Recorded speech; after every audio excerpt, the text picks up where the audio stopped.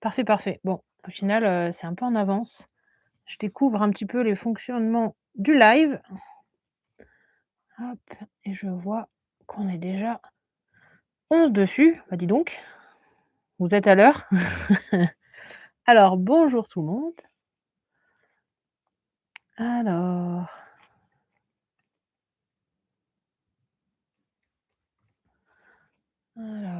donnez-moi quelques petites secondes, j'essaie de comprendre comment le chat fonctionne.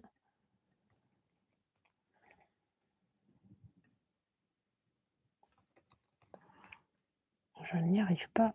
Mince.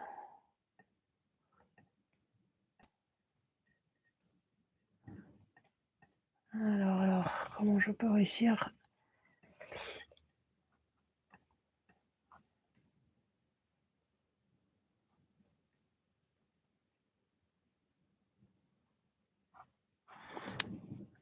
Ah, il va falloir que je sois rapide parce que j'arrive pas à remonter dans les messages. Je vois qu'il y a déjà plusieurs messages. Je vais essayer de voir si je peux mettre le téléphone en même temps, mais je peux pas voir. Ah si, avec le téléphone, on va faire ça comme ça. Hop là.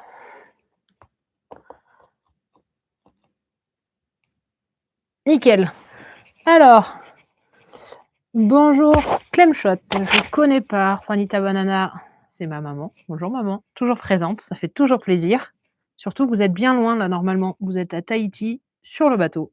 Et ouais, vous devez bien vous régaler et je pense qu'avec au moins 15 heures de décalage horaire, il doit être très tard pour toi. Alors, bonjour Dominique Clara. Hello Mikado que je connais déjà. Les Big Titou, ah les copains, ça fait plaisir. Alors Sophie Gombert, bonjour. Bah dis donc, il y a plein de monde. Alors, Balade c'est à bonjour. Océane Duport. Oh là là là. Studio Yourt au top. Exactement. Dominique Clara, tu as bien compris. Derrière moi, je suis dans la yourte. S'il y en a certains qui me suivent, sur Instagram ou Facebook, c'est vrai que je suis un peu plus en direct, un peu de décalage. Mais c'est vrai qu'actuellement, je suis au Kirghizistan, dans une yourte, pour l'hiver et il fait froid, alors oui. Enfin, je m'attendais quand même à pire. Les nuits sont environ à -3, -4 pour l'instant en général. J'ai de la chance, c'est que je suis quand même à 1 800 mètres d'altitude, mais au bord d'un lac salé, ce qui me permet, d'avoir une température un peu plus clémente et apparemment un peu plus désertique. Donc il fait quand même, moins froid, je crois, que dans d'autres lacs. Alors, je pense qu'on va pouvoir, lancer un petit peu ce live. Alors, donc déjà, je vais faire un petit récap. Ça fait 1 an maintenant que je suis partie de France et je suis partie en mois de novembre. Au mois de novembre, j'ai tout claqué l'année dernière, donc même un peu plus d'1 an maintenant et que je vadrouille au travers, bah, de l'Europe, de l'Asie centrale. J'ai passé pas mal de temps en Asie centrale, ensuite en Mongolie, pour après, passer par la Chine et heu et maintenant être au Kirghizistan. Donc l'idée, c'est, un peu j'ai complètement modifié mes plans, mais bon, je crois que le voyage, c'est fait pour ça. Donc je vais plus en Asie du Sud-Est, en Thaïlande, au Laos, j'irai peut-être plus tard. Donc là, c'était un nouveau challenge, passer un hiver dans une yourte et ensuite, on verra. On verra bien, qu'est-ce qui se passe ensuite. Alors, du coup, vous pouvez, bah, me poser des questions, sur ce voyage, sur, l'équipement, sur l'administratif, on va dire, sur comment gérer ça aussi en tant que femme, en tant que femme seule aussi, ce n'est pas négligeable, aussi avec un chien, bien sûr. Nomade, il me fait, plein de belles surprises. Alors, voyons voir. Avec le recul, est-ce que je reprendrais le même aménagement? Chris Carpe diem. Alors, hem, oui, oui. Je pense que tu parles du véhicule, de Pat, pas de la yourte. Alors avec le recul, Pat c'est vraiment, il me régale. il me régale, il m'emmène vraiment très loin, beaucoup de gens me disent que c'est pas des véhicules fiables, mais pour l'instant, ça fait déjà 40 000 kilomètres à peu près que je suis partie et j'ai pas eu de panne qui m'ont laissée au bord de la route. J'ai fait beaucoup de travaux parce que j'ai fait beaucoup de préventifs. Je m'occupe des réparations avant que ça casse et vu qu'il a presque 25 ans maintenant, il y a beaucoup de pièces qui sont d'origine donc bien sûr, faut un peu les on va dire qu'elles ont fait une belle vie. Donc à partir je garderai le même setup. La seule chose qui me manque maintenant, après si longtemps, c'est, un pop-up, un toit relevable en fait. C'est vrai que le véhicule, la taille me convient. Le seul problème, c'est qu'en fait, quand il y a un sale temps, je peux pas rester dedans, je suis tordue, j'ai la tête tordue et ou même quand je travaille, sur l'ordinateur, au bout de 2-3 heures, après, j'ai mal au dos, j'ai mal au cou donc ça, ouais, c'est un peu la chose compliquée. Donc à changer, un pop-up, donc un toit relevable qui me permettrait de garder les capacités d'un 4x4 tout en ayant, quand je suis à l'arrêt, ouvert et une grande taille et aussi une autre chose pas négligeable, c'est le froid. En Mongolie, j'ai eu des températures à presque, -10 à un moment donné, en Chine aussi, un peu moins froid, mais donc très froid et c'est vrai que la tente de toit dans ces conditions, surtout s'il y a du vent, c'est catastrophique. Le chauffage, que j'ai installé, en fait, le temps que l'air chaud arrive du véhicule dans la tente de toit, malheureusement, en fait, quand il arrive, il est froid. Donc oui, la tente de toit, c'est aussi compliqué, donc un pop-up me permettrait justement d'avoir, un confort, dans le froid aussi. Donc si ça peut répondre à ta question, Dominique et Clara, Mimi et Serge. Ah bah voilà, je vois mieux. Alors et oui, effectivement, ouais, comme tu dis, ça passe très, très vite. 1 an, c'est passé à une vitesse, très rapide. Surtout dans les pays en ce temps où il y a, où j'ai eu l'impression de faire un peu une course. Malheureusement, on n'a pas trop le choix, on peut pas s'éterniser parce que les visas sont courts. En général, c'est des visas de 1 mois. Enfin, en tant que Français, on n'a pas de visa. On est exempt de visa si on reste moins d'1 mois.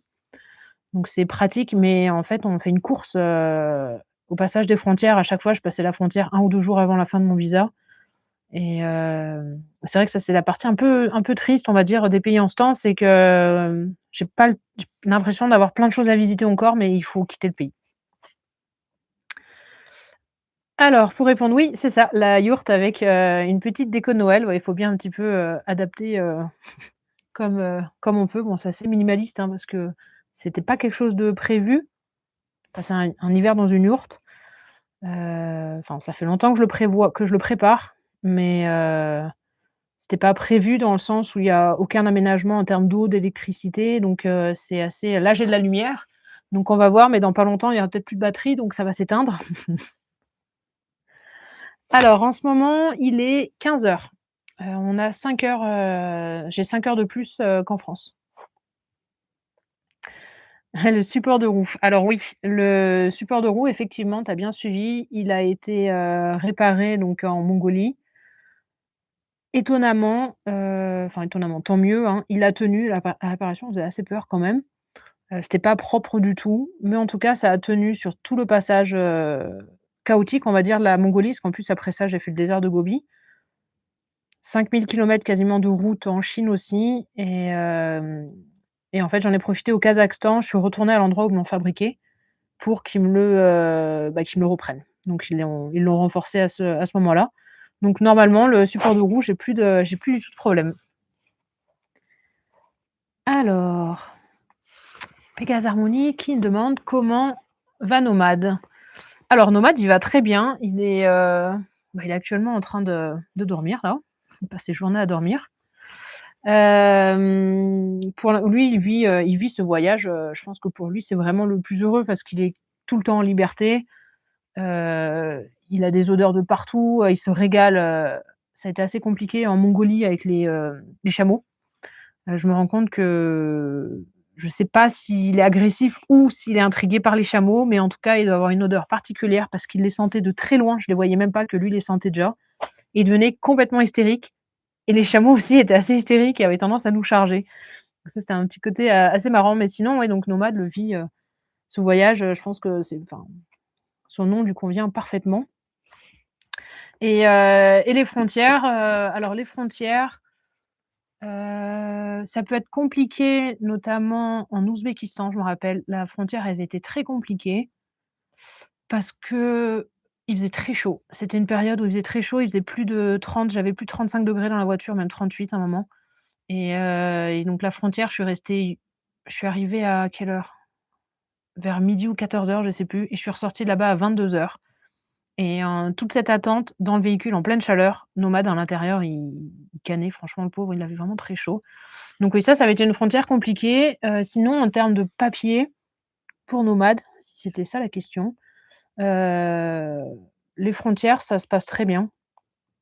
C'est un peu globalement, c'est partout pareil, hein. Il faut les mêmes papiers, que si on quitte l'Europe ou si on revient en Europe.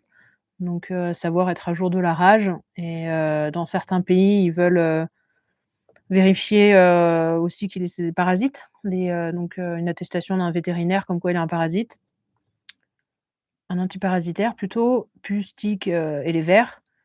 Aussi, sur le papier, normalement, quand on entre dans un nouveau pays, il nous faut un certificat médical, d'un vétérinaire de moins de souvent c'est 3-4 jours, du pays qu'on quitte, comme quoi le chien est en bonne santé.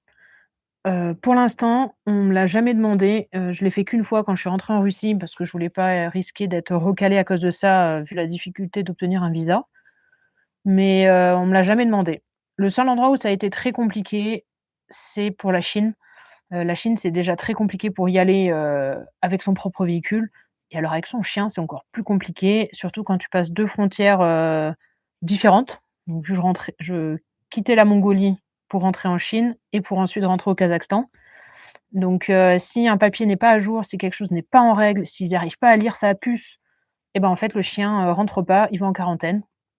Donc ouais, tout ça, ça a été assez, complexe. On m'a aidée aussi, donc j'ai pris un guide.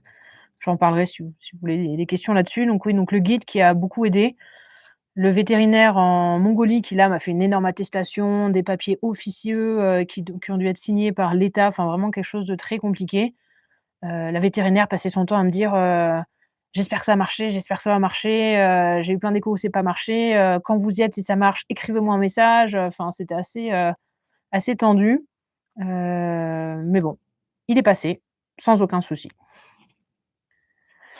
Alors, images au top sont bonne question-réponse. Somme toute oui, bah, nickel. Alors, le toit relevable, ça change l'expérience, c'est clair, mais en van, ça nous change la vie, je suis d'accord avec toi. Oui. Ah ouais, ouais, c'est sûr que le toit relevable, ça va tout faire, et sinon un van qui est assez haut aussi, ça va tout faire.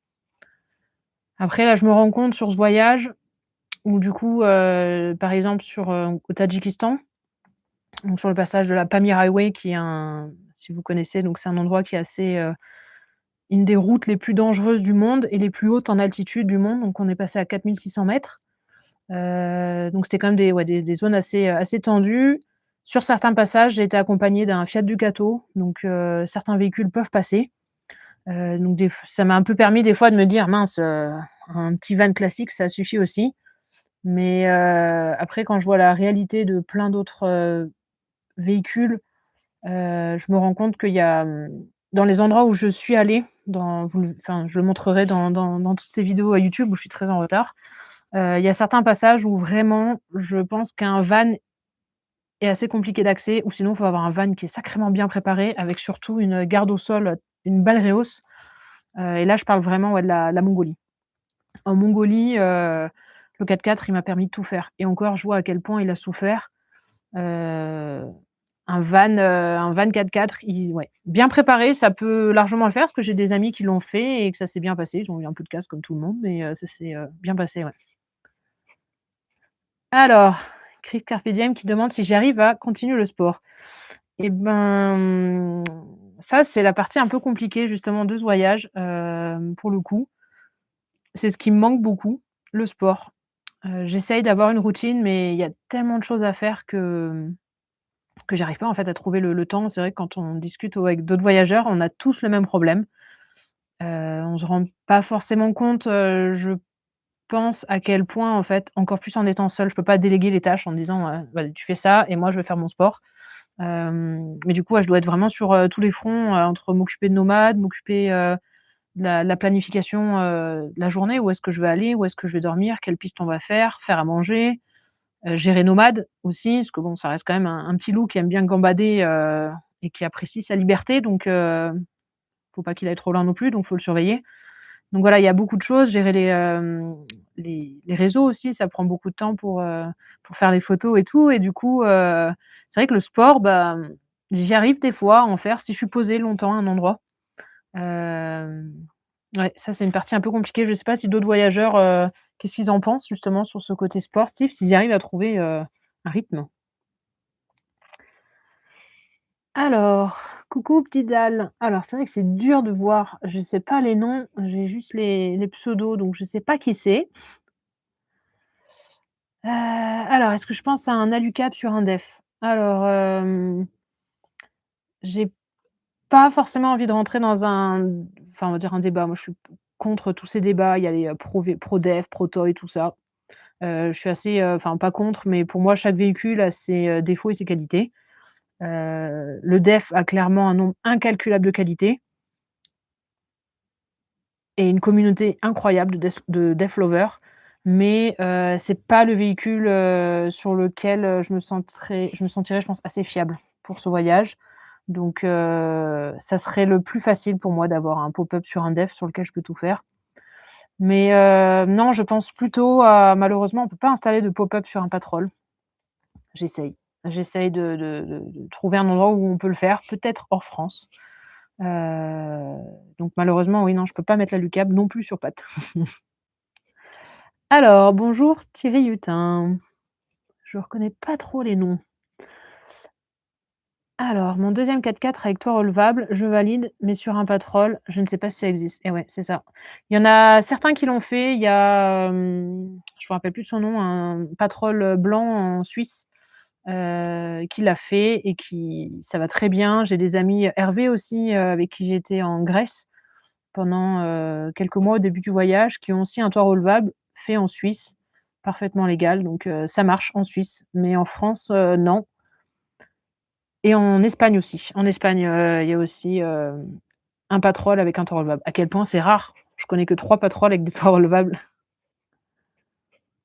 Alors, est-ce que je trouve les pièces de Nissan? La plupart du temps, ou l'adaptable.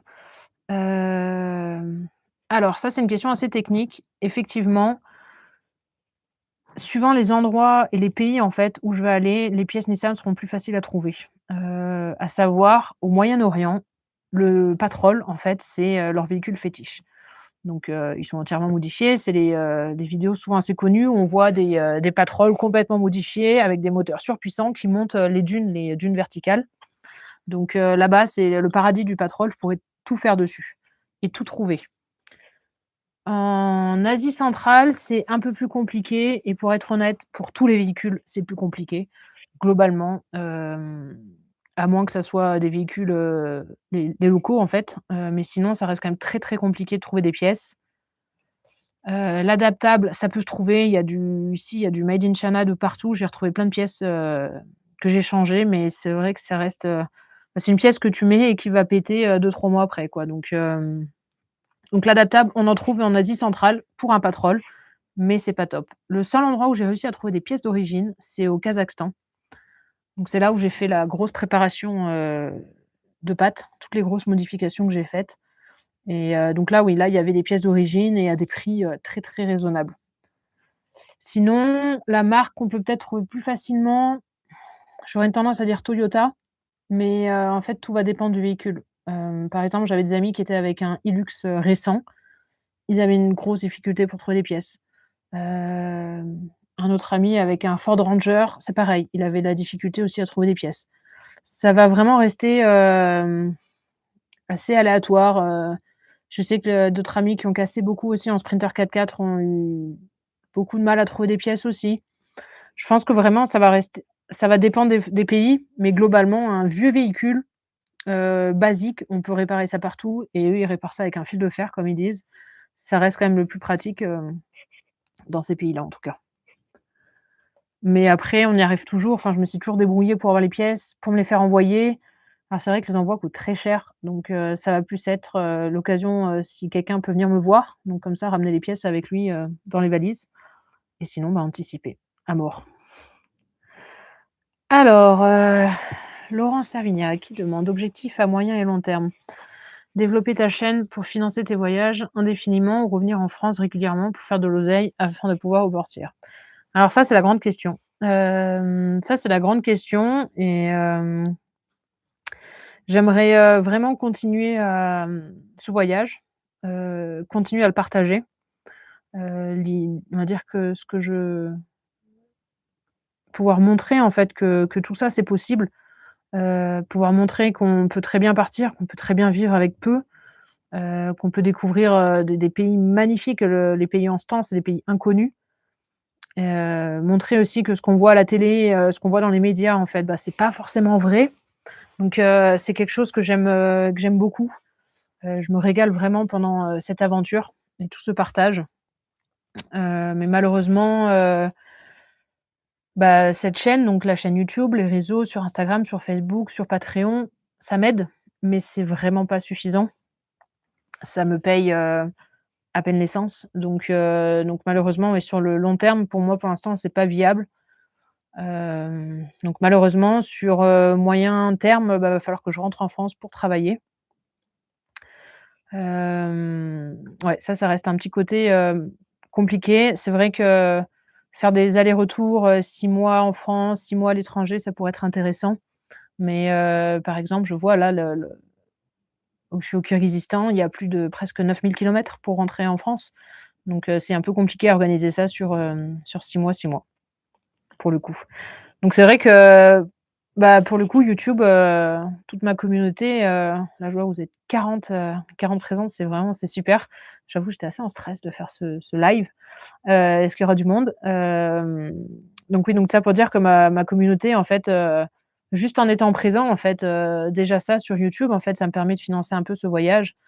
Et après, bah, il y a d'autres plateformes, en parallèle, hein, mais ça, vous pouvez le voir normalement dans les descriptions, je pense de cette vidéo sûrement, donc sur mon Patreon où là je vois j'ai plusieurs abonnés d'ailleurs dans mon Patreon qui me font un soutien, financier et donc oui, ça c'est une aide, énorme. Je crois que même sur un live, alors je sais pas trop, mais je crois que même sur le live, je vois là en bas à droite, il y a un petit dessin avec un dollar.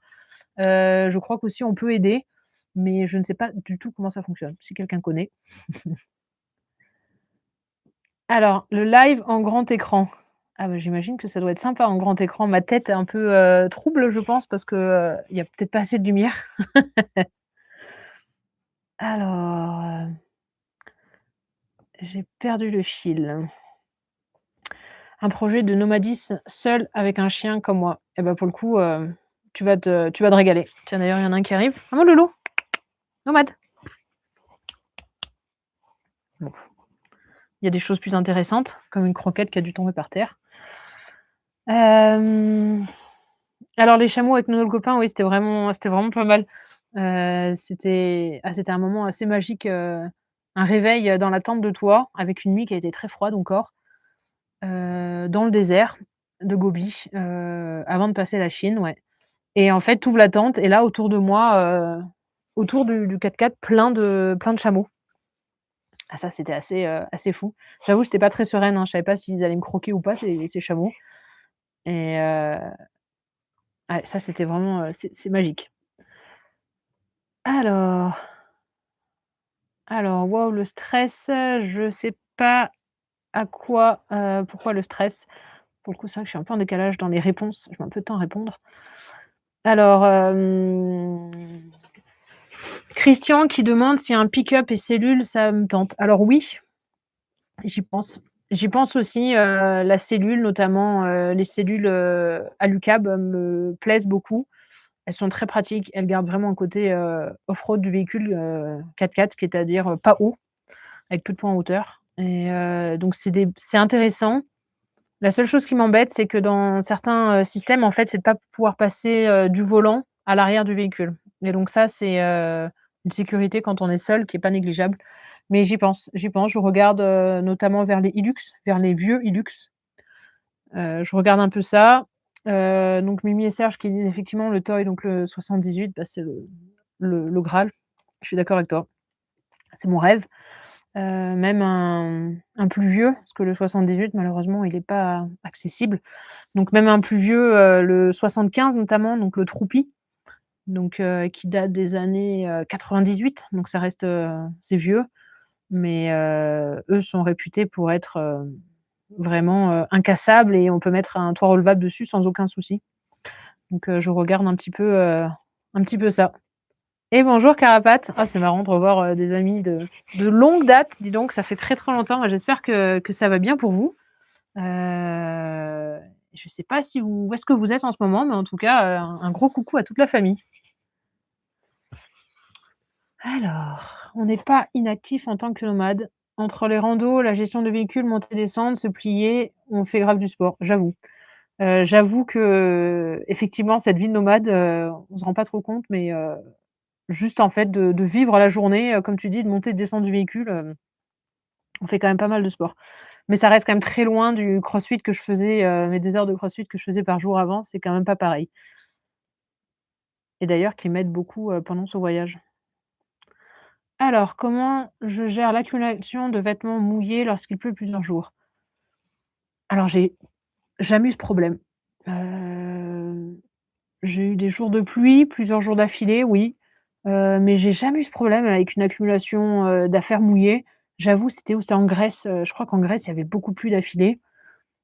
J'étais beaucoup enfermée dans le véhicule et c'est vrai que pour faciliter, les habits et le séchage, bah, je sortais en fait en short maillot de bain. Je me rappelle, je prenais Nomade en maillot de bain. Au moins, j'avais pas de soucis, donc je me caillais, mais ouais, j'évitais tous ces soucis-là. Après, bah, ça sèche un peu, dans le véhicule comme je peux, quoi, hein. J'ai tendu un élastique avec des pinces, de l'avant à l'arrière du véhicule et ça sèche comme ça. 2 fois en 1 nuit, ça suffit. Alors, est-ce que je suis autodidacte pour les compétences incroyables en mécanique? Alors merci du compliment. Oui, complètement autodidacte. C'est vrai que j'ai un papa et un beau-frère mécaniciens, mais malheureusement, les 2 habitent à l'autre bout du monde, donc c'est un peu compliqué, de suivre ce qu'ils font. En revanche, mon papa est quand même très présent dès que j'ai un souci, dès que j'ai un doute. En général, je lui fais une visio et je l'appelle à l'aide. Donc ouais, ça m'aide beaucoup, mais sinon, non, j'apprends toute seule, tout simplement, sur mon premier 4x4 que j'ai acheté. Quand je l'ai emmené dans un garage, donc c'était un Jeep Renegade et que j'adorais et donc je l'ai emmené au garage, je me rappelle, c'était à Marseille et je lui avais demandé de me faire une révision classique pour un véhicule, un vieux véhicule et en fait, il m'avait demandé presque la moitié du prix, du 4x4 en pour changer, tous les fluides et tous les trucs. Et je me suis dit: «Non mais les gars, vous êtes complètement tarés» et en fait, c'est là que j'ai commencé. Du coup, j'ai pris le devis, j'ai acheté toutes les pièces qu'il fallait, sur Oscaro et j'ai trouvé alors on en trouve beaucoup en France, donc à Marseille, il y a un garage justement, c'est fais-le toi-même. Donc tu loues, à l'heure un pont et tu peux avoir à disposition les outils du garage et surtout tu as un mécanicien qui peut tourner et qui te donne des conseils. Donc j'ai commencé comme ça en fait à faire les vidanges, changer les plaquettes et petit à petit à changer de plus en plus de choses. Avec Pat, j'ai quand même changé beaucoup de choses toute seule, hem, notamment la réfection complète de la fusée, donc c'est du pont à l'avant. C'est vrai que là, ça m'avait fait très, très peur. Je me rappelle, j'ai mis plus d'1 semaine avant de m'y mettre. J'ai regardé je sais pas combien de vidéos YouTube et puis à un moment donné, je me suis dit: «Voilà, ils y arrivent, il y a pas de raison que j'y arrive pas. Je vais prendre mon temps». Alors j'ai dû prendre, 3 ou 4 fois plus de temps un mécano classique, voire plus, mais ça a été fait.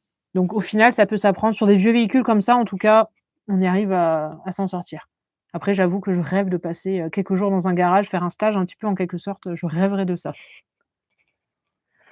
Alors, Balassier là qui dit: «Je suis d'accord avec toi, seul il faut tout faire, c'est pas pour se plaindre, mais c'est une réalité. Il faut pas rester sur son canapé pour autant». Exactement, exactement, ouais. Alors, oh j'ai perdu le fil de la discussion. Tout a sauté. J'ai retrouvé. Vincent des Bus Bizarres et coucou les copains, ça fait plaisir, encore des copains de longue date. Bah, moi aussi je fais un gros bisou, aux Gremlins qui ont dû, bien grandir, depuis tout ce temps. Alors une yourte, Combien ça coûte? Alors ça dépend vraiment en fait, quelle yourte, parce qu'il y a des yourtes, en Ouzbékistan, il y en a d'autres au Kirghiz, il y a d'autres yourtes en Mongolie, qui vont avoir des formes complètement différentes. Par exemple, en Mongolie, les yourtes sont très basses, elles sont plates quasiment, pour encaisser le vent très fort. Donc quand on est sur le côté d'une yourte, on est penché et au milieu, c'est un peu comme ça. Les yourtes kirghizes sont complètement, très droites, un gros chapeau, donc on peut se tenir droit de partout. Elles ont pas non plus les mêmes tailles, les mêmes isolations, bref, ça va être vraiment différent donc alors je suis pas très pro dans le domaine, je sais qu'en Mongolie, ça coûte beaucoup moins cher. Les yourtes mongoles sont moins chères que les kirghizes, mais je crois que ça peut aller, facile, des peut-être entre les 2 et 5 000 6 000 € peut-être? Je dirais ça à peu près et d'ailleurs, je les verrais très bien dans votre jardin, en France, hein, ça. Coucou Jeff et Pascal, salut les copains. Alors, après avoir une chaîne monétisée, c'est pas le jackpot. Comparé au travail qu'on fait, ça rapporte rien de rien. Effectivement. Effectivement, c'est un travail monstre. Bon là-dessus, après moi je suis j'en ai jamais parlé ou je crois qu'on m'a jamais posé des questions, mais je peux répondre honnêtement là-dessus, il y a pas de j'ai pas de tabou, mais effectivement sur tout le travail que je peux fournir là sur les vidéos YouTube, heu, je je suis rémunérée à peu près moins de 80 € par mois. Donc effectivement, c'est un travail, dingue, et c'est pas ça qui va me permettre de continuer le le voyage, ouais. Alors, Serge qui me dit: «Junk, j'ai fait un très bon deal, à quand une agence en France?» Ouais. Alors ça, effectivement, Junk, c'était vraiment un garage, incroyable. D'ailleurs, j'ai la vidéo, YouTube qui va quand elle sortira sur ce moment-là, elle est incroyable. Alors le garage est phénoménal. Si on avait un garage comme ça en France où on peut tout faire, en termes de mécanique, ça serait, oufissime. J'ai essayé de les faire venir, les convaincre, hein, de venir en France, mais c'est pas facile. Alors je pense que les gros problèmes avec les véhicules récents viennent de l'AdBlue et du FAT. Oui, entre autres. Effectivement, hein, des problèmes d'AdBlue, j'ai vu croiser plusieurs véhicules qui avaient de l'AdBlue. Le FAP, il y en a plein qui ont des problèmes. Dans ces pays, pour moi, le gros problème, en gros, il y en a 2, hein, ça va être, le gasoil qui est de très, très mauvaise qualité. Notamment au Tadjikistan, c'est le pire. Tu vas avoir de l'eau, plein de choses dedans, des mélanges avec plein d'autres choses, enfin c'est une catastrophe. Donc il faut absolument un préfiltre à gasoil pour moi c'est obligé. Et malgré tout, ça peut abîmer les injecteurs et la pompe à injection. Beaucoup des véhicules, que je croise, toutes les grosses pannes qu'il y a, c'est les injecteurs. Donc pour moi, le gros problème, ça va être ça, le gasoil, vu qu'ici, il fonctionne à l'essence ou au GPL. Donc en fait, ils ont très peu de gasoil. Et l'autre problème, ça va être pour moi un peu, mais c'est pas très, très grave du coup, c'est ce qui va être toute la suspension. Parce que du coup les pistes, enfin au Kazakhstan dans plein de zones, les routes en fait c'est des pistes, hein, clairement et donc le les véhicules prennent vraiment très cher en termes de suspension. Donc pour moi ça serait peut-être plus ça au final. Alors un B&B avec la yourte, ouais, ça pourrait être, ça pourrait être sympa un B&B avec la yourte, ouais. Alors, je sais pas qui c'est, user DP6, un grand bravo et merci de nous partager tes expériences, découvertes, ça donne bien envie. Belle continuation à toi et Pat et Nomade bien sûr et une belle fin d'année à tous. Et ben, c'est adorable, merci beaucoup, une bonne, effectivement, j'ai même pas souhaité, une belle fin d'année à tout le monde.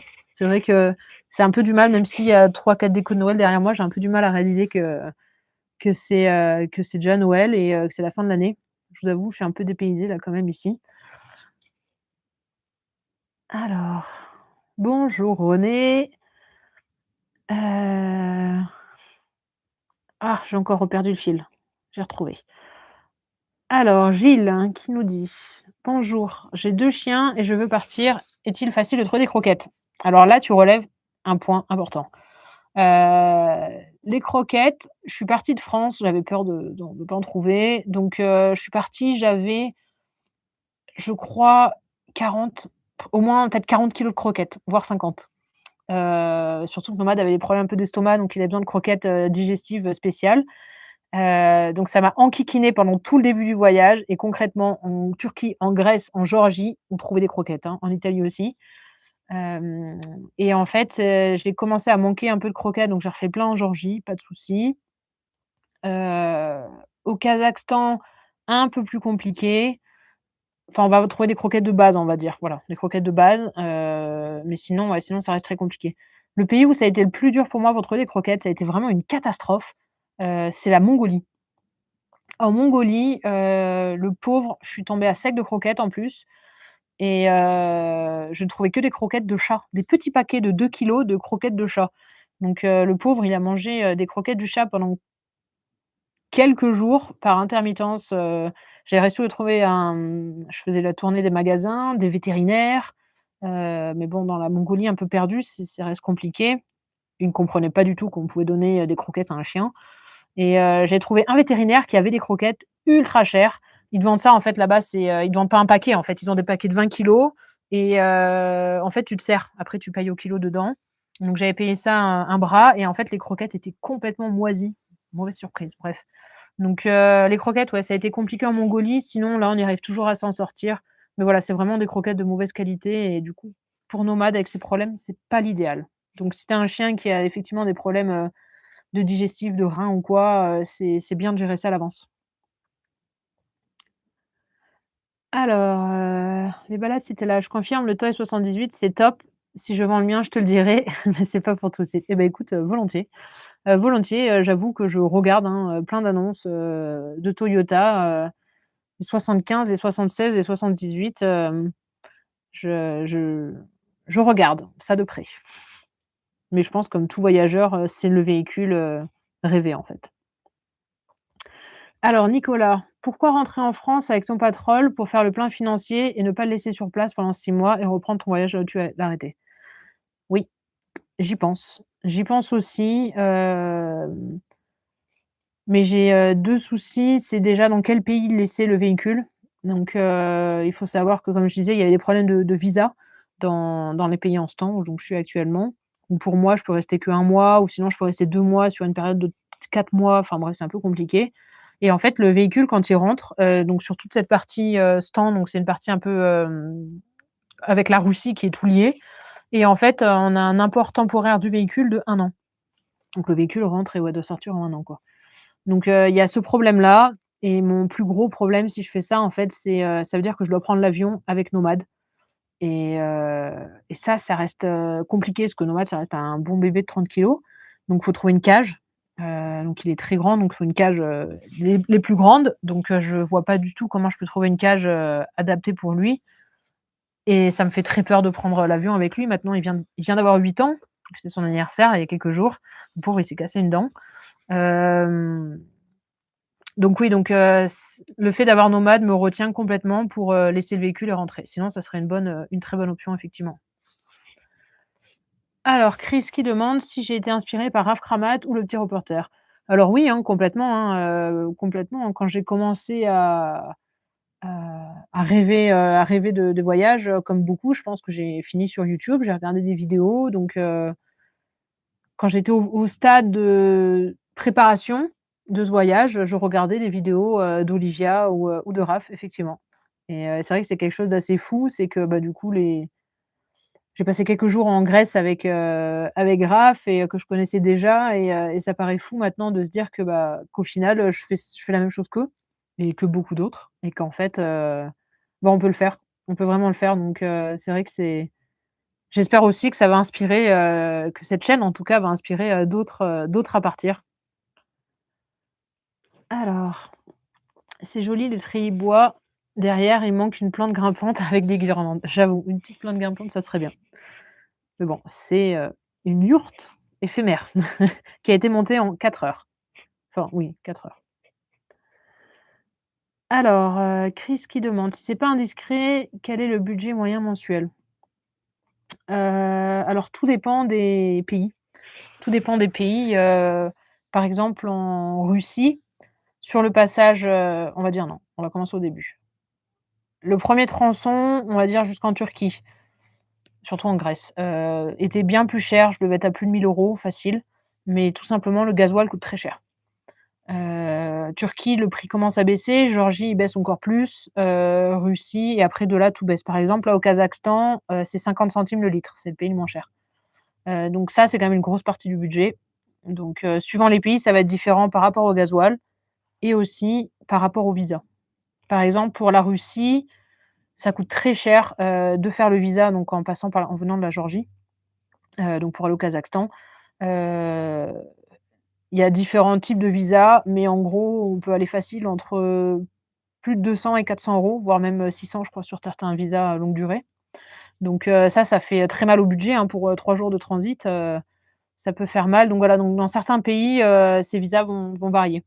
Donc il y a des mois où je pouvais être à 800 €, un peu moins, et d'autres mois où j'étais, à beaucoup plus. Par exemple, en Chine, j'ai dû rouler énormément, parce que j'ai fait 5 kilomètres en 1 mois, 5 000 kilomètres pardon en 1 mois et même si le gasoil était bon, je sais plus combien il était, aux alentours des 1 € je crois, ça fait quand même un sacré budget et pareil la Chine c'était un des plus gros budgets, je pense le pays le plus cher parce qu'il faut payer un guide, enfin c'est en convoi donc voilà, ça varie mais je pourrais peut-être dire une moyenne environ de 1 000 € à peu près.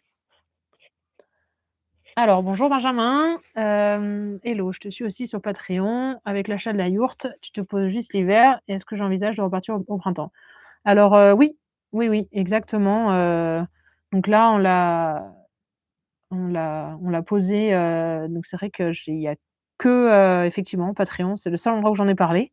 Donc j'ai acheté une yourte, au Kazakhstan sur, le capot, de pâtes en pleine nuit. Une scène vraiment, irréaliste, possible, hein, l'impression d'être dans un feuilleton américain avec, éclairé en train de compter les billets sur le capot avec, la lampe LED, de pâtes. Et le lendemain, en 4 heures, ils sont venus m'aider, on a monté la yourte. Donc l'idée là, c'est de passer l'hiver, passer les fêtes et après, commencer, bah, sûrement un retour en fait, vers l'Europe. Vers l'Europe malheureusement parce que le budget, ne me permet plus de continuer. Voilà. Alors, Chris qui demande: «Si j'ai le budget, est-ce que je pourrais continuer de vivre de cette manière 5 ou 10 ans?» Alors, oui. Oui, oui, différemment je pense. Heu, Plus lentement, bah, dans ces pays-là où il y a des visas, c'est compliqué d'être plus lent en fait, malheureusement. Mais oui, oui, je verrais vraiment, continuer de découvrir des pays comme ça me plairait énormément. Alors peut-être rentrer quand même un peu plus régulièrement, un peu de temps en temps en France pour pas être trop, non plus, déphasée on va dire, et puis revoir un petit peu, les amis ou la famille. Mais clairement c'est un mode de vie qui me plairait, ouais, sur le long terme. Alors, Balade de Citala qui demande: «Quel logiciel j'utilise pour les montages vidéo et pour la musique?» Alors là, ça rentre dans le technique, du montage. Heu, donc là, j'utilise en ce moment, je me sers de Final Cut. Donc c'est avec, un logiciel avec, les Mac qui est gratuit. Avant, je me servais de DaVinci qui est pareil et qui peut être gratuit et qui est oufissime sur ses capacités. Mais c'est vrai que je suis passée Final Cut et je m'y suis habituée, c'est très intuitif et à la différence d'Adobe, on paye pas un abonnement, mensuel, exorbitant. Par contre pour les musiques, là c'est la partie un peu plus complexe, vu qu'il faut des musiques, sans droit d'auteur pour pouvoir avoir une rémunération en fait avec YouTube. Donc là je passe par, Artlist, donc c'est, tout simplement, un site, qui te répertorie, plein de musiques, sans droit d'auteur. Donc souvent, faut chercher un peu, hein, parce qu'il y a beaucoup de genres de musique et assez marrantes pour certaines, on va dire, je sais pas comment on peut dire. Voilà, donc j'utilise, voilà, Artlist. D'ailleurs, si tu es intéressé, je pense que je dois avoir un lien de parrainage, qui nous permettrait d'avoir tous les 2 un mois offert, sûrement, quelque chose comme ça, je pense. Alors Sophie: «Si je passe par Marseille, préviens-moi». Oui, bah, pas de souci, pas de souci, sachant que mon retour en Europe, en France se fera sûrement aux alentours de la Ciotat. Vu que c'est ma base, ma meilleure amie est là-bas, donc il y a des grandes chances que je repasse par Marseille, ça serait volontiers. Alors Mimi: «Des bons amortisseurs, des bons ressorts, c'est la base, c'est primordial». Effectivement.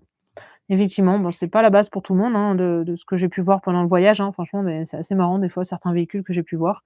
Mais ouais, pour moi, c'est quelque chose de primordial d'avoir, quelque chose de bien et avant de partir, j'ai refait, bah, comme je l'ai bien montré dans les vidéos, j'ai refait toute la préparation et la suspension de pâtes pour qu'ils soient optimales et là, je pense même que, après 40 000 kilomètres, de piste, parce que c'est pas 40 000 kilomètres de route, hein, c'est vraiment de la piste que j'ai fait tout le long, assez costaud, surtout sur Mongolie.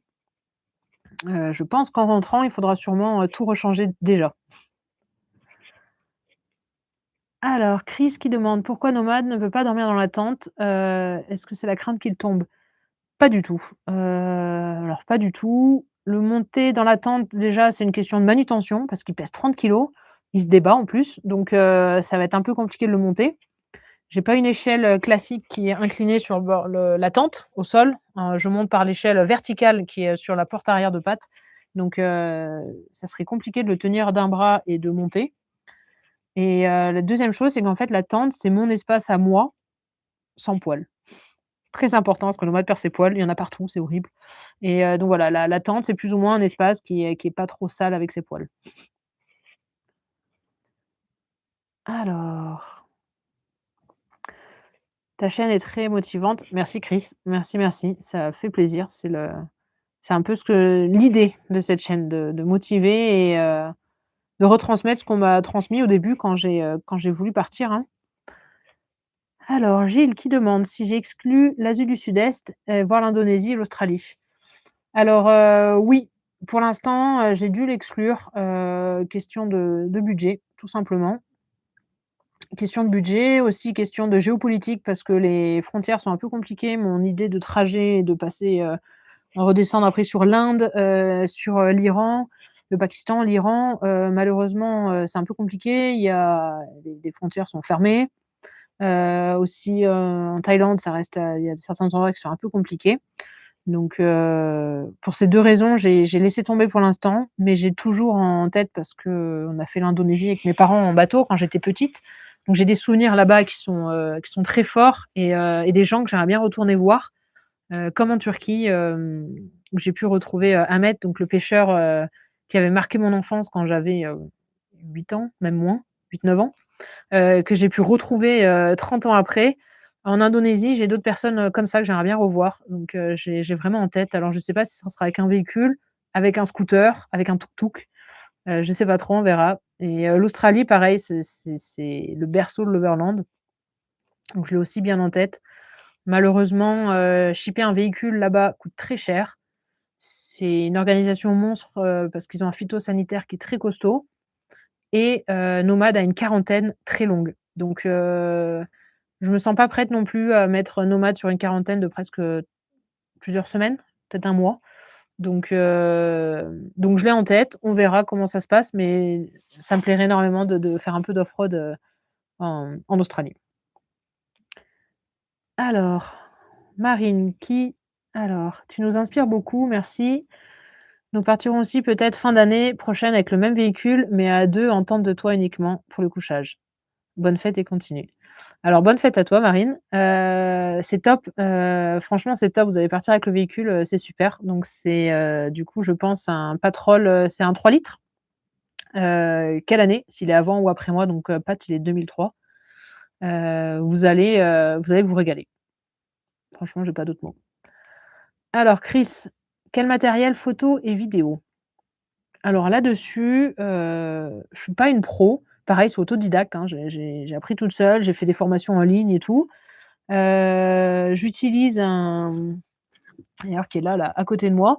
Donc c'est un Sony, c'est, l'Alpha 7 IV, I, hem et je vais avoir, différents objectifs. Mon rêve, c'est d'avoir un téléobjectif. Malheureusement, c'est beaucoup trop cher, donc j'utilise ça en principal.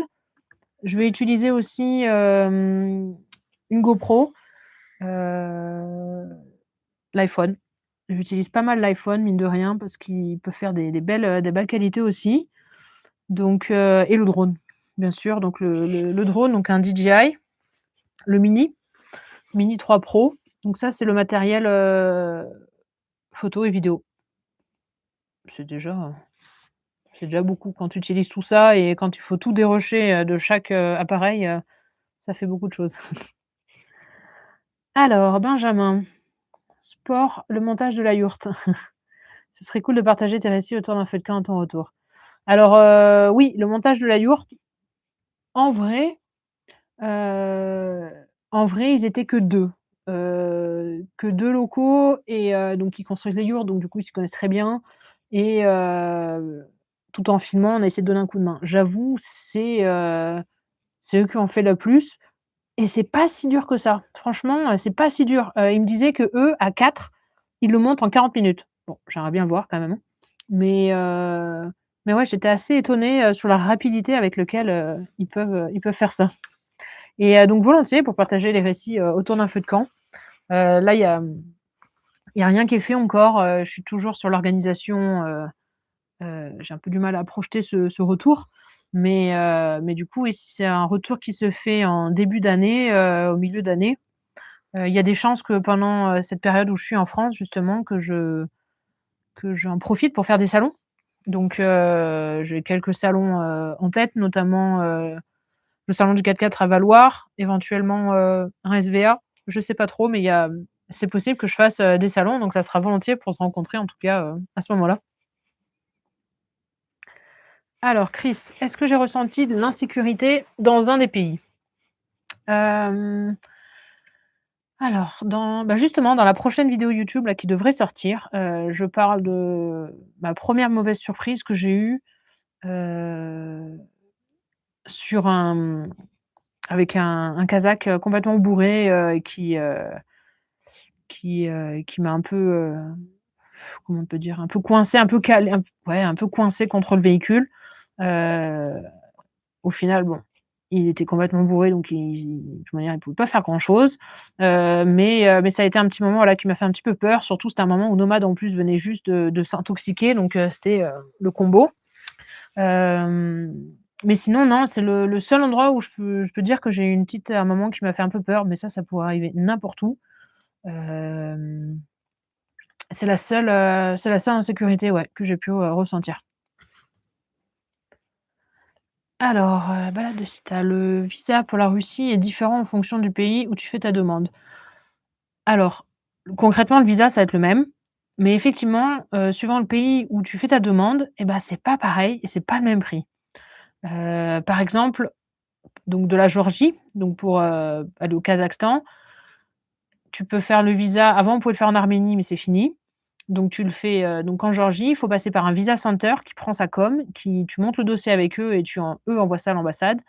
Ils demandent des traductions officielles des papiers, donc à faire par un notaire. Donc ça, par exemple, ça coûtait une centaine d'euros à faire traduire ces papiers. Donc effectivement, là, je crois que c'était au moins 300 € ça m'a coûté. En plus, il y a des erreurs, donc ça avait dû être refait les traductions. Au Kazakhstan, j'ai dû refaire le visa russe pour aller en Mongolie. Tout simplement, le Kazakhstan et la Mongolie, se touchent, mais il y a pas de route. Donc en fait, il faut aller en Russie et redescendre. Et donc le visa, russe au Kazakhstan, coûte 70 €. Donc ouais, il y a pas besoin de faire de traduction, rien du tout. Tu vas directement en ambassade et c'est fait en direct. Donc oui, les prix ça va être différent en fonction des pays. Gilles, les poils de chien, et ouais, je sais pas si tu un chien, mais effectivement, les poils de chien, c'est toute une histoire. Alors Mimi, Perrine, grand reporter. Bah merci. Merci, merci. Ça pourrait être quelque chose de très intéressant, hein, de grand reporter, ça me ferait rêver. Alors, Mimi, un gros moment pour toi et tes retrouvailles en Turquie après toutes ces années, c'était incroyable. Ouais, ouais, ouais, c'était quelque chose d'assez incroyable et franchement, c'était pas quelque chose de facile de le filmer parce qu'en plus, c'est le début du voyage, je gérais pas forcément sur comment pouvoir filmer en étant seule. C'est pas comme si moi je vivais, ce moment à retrouver cet ami, 30 ans après, en étant complètement concentrée là-dessus. Et bien en parallèle, bah, il fallait que je pense aussi à le filmer et j'avoue, en étant 100 honnête, que j'ai, filmé à peine 10 parce qu'en fait, je j'étais pas du tout là-dedans. J'étais tellement obnubilée par me dire: «Est-ce que je vais le retrouver?» Avec une photo tout simplement de moi quand j'avais 8 ans et de lui, quand il avait, 30 ans de moins. Donc Donc ouais, non, c'était assez fou. Franchement, c'était un moment, incroyable. Pour moi, mais alors pour lui, j'imagine même pas la surprise que ça lui a fait. Alors Sophie, c'est cool, Valor, oui, oui, oui, Valoir, c'est cool. Franchement, c'est un super salon. C'est un super salon avec plein de rencontres. Je me suis régalée. Où la dernière fois d'ailleurs, j'ai projeté un film au cinéma, pour le festival et heu et donc du coup là, bah, si j'y retourne, effectivement, j'aimerais bien repasser un film, mais de ce voyage. À voir si c'est quelque chose qui va se faire. Mimi, salon 4x4, j'ai déjà ça à la réserve. Eh bah, super, on va se voir là-bas, c'est sûr alors. Alors Chris, quelle assurance santé rapatriement as-tu choisi pour Nomade et toi? Alors, Nomade, rien du tout. Rien du tout simplement, il y en a pas. En fait, en France, avant, on avait une assurance, enfin Nomade avait une assurance santé, mais à partir du moment où tu quittes, la France pendant plus d'un mois ou un truc comme ça, c'est plus pris en charge. Donc pas d'assurance pour Nomade mais honnêtement, ça coûte vraiment je vois là j'ai dû lui faire des examens là, bah, justement, il a mangé des croquettes, vraiment de mauvaise qualité, notamment ces croquettes de chat, je pense. Donc ça lui a déclenché des petits soucis un petit peu de reins et d'urine. Heu et en fait, les examens coûtent rien du tout. Je crois, si je me trompe pas, une échographie, c'est à peine 10 €. C'est, voilà, les prix sont assez dérisoires pour le chien, donc ça, c'est une bonne chose et pour moi, alors là, par contre, pour moi, donc ça, j'en parle assez souvent. Donc j'utilise ACS. Alors c'est un partenariat, mais j'en parle aussi souvent parce que, bah, je suis vraiment contente d'eux. J'ai eu, malheureusement, beaucoup à faire. Donc en Turquie, j'ai eu beaucoup de problèmes de dents, donc qui m'ont coûté très cher. Au Kirghizistan, j'ai eu une intoxication avec l'eau, donc pareil. Qu'est-ce que j'ai d'autre? En Grèce aussi, j'ai eu mince, des énormes carences en fait en vitamines, qui m'ont mis dans des états très un peu léthargiques. Heu En Russie, j'ai encore eu un problème de dents. Donc voilà, donc il y a eu, j'ai eu plusieurs fois besoin, de cette assurance et franchement, j'en suis ultra ravie parce que, ben, j'envoie tous les papiers, une semaine après, j'ai les sous, quoi. Ils chipotent pas, ils demandent rien du tout. Je fais un screenshot une capture d'écran de mon relevé bancaire, comme quoi j'ai été prélevée et ils payent de suite. Donc ACS pour le coup, je les mets vraiment au top, comparé à d'autres, donc je n'ai pas eu à faire personnellement. Mais j'ai beaucoup eu de retours, surtout au début quand je cherchais sur, d'autres assurances santé, donc il va y avoir Chapka, il va y avoir Aviva ou Ava, je sais plus, où tu te rends compte que, bah, ils sont bien sur le papier, mais quand tu as besoin d'eux, en fait, ben, ils demandent, plein de papiers et ils te font poireauter pendant des mois. Donc voilà, pour l'assurance santé. Alors, Mimi, ta mésaventure fric-frac serrure pattes à réparer. Oui, effectivement, j'avais déjà oublié, au Kazakhstan, d'ailleurs le pays où je m'attendais le moins que ça arrive, il y a la portière, ouais, de Pâques qui a été ouverte, sur le parking pendant que je faisais un trek de 2 jours. Heu, voilà, d'ailleurs la sale mésaventure, c'est que donc ils ont ouvert la voiture, ils ont pété le barillet. Sur le moment, moi je pensais que tout allait bien parce que il ne manquait rien en pâte. J'avais laissé mon appareil photo, tout, hein, ils auraient pu prendre plein de choses. Et c'est qu'arrivé en Russie, donc quasiment plusieurs semaines après, que je me suis rendu compte à la frontière qu'en fait, ils m'avaient piqué les sous, ils m'avaient piqué mes sous dans ma sacoche, et ils avaient tout rangé et tout remis à leur place. Donc je crois que cette mésaventure m'avait quand même coûté, 800 €, de liquide en fait. Ils m'ont piqué tout mon liquide. Donc ouais, ça a été la partie un peu complexe et j'ai réparé. Bah, en fait, oui, j'ai cette serrure est condamnée maintenant, donc plus de soucis, plus de risque de vol en tout cas, comme ça maintenant. Alors, hello Mikado. Est-ce que j'ai pensé à bosser sur la route, genre des petits boulots ou de créer un boulot à distance? Alors oui, j'y ai pensé, heu, mais honnêtement, tu vois, là, dans les pays où je suis, je crois que le SMIC, c'est 400 €, même pas. Ils vivent enfin, avec rien, donc enfin, concrètement, c'est pas ici que je vais gagner de l'argent. C'est pas ici que je vais pouvoir faire des petits boulots. Après un boulot à distance, j'y ai pensé. Malheureusement, Alors je sais pas si je suis pas douée ou si j'ai un peu trop de choses à faire et que je peux pas me mettre en tout cas dans les recherches, mais en tout cas je sais pas quoi faire comme boulot à distance et j'en trouve pas forcément. Mais effectivement ça pourrait être une bonne chose, mais si tu as des tips à me donner là-dessus, franchement, je suis preneuse. Alors Patrick qui demande: «Est-ce que ton voyage est possible avec un Sprinter 4x4?» Oui, oui, oui, alors il y a d'autres voyageurs, donc il y a, si tu veux regarder, ça s'appelle donc c'est Les Petits Nomades. Donc ils ont partagé leur voyage, sur Insta, sur Polarstep, je pense. Donc eux ont un Sprinter 4x4, et qu'ils ont fait le Moyen-Orient jusqu'à la Mongolie. Ils l'ont fait. Un Sprinter qui était très préparé. Franchement, il a vraiment bien préparé le truc. Le seul problème, c'est qu'il était très lourd et c'est vrai que je me rends compte sur tous les véhicules que je vois, y compris Pat, hein, je déleste au fur et à mesure. La bête noire de ces voyages, la bête noire de la tôle ondulée, la bête noire des pistes, la bête noire des dévers, c'est, le poids. Le poids, c'est ce qui va ruiner nos véhicules, en fait.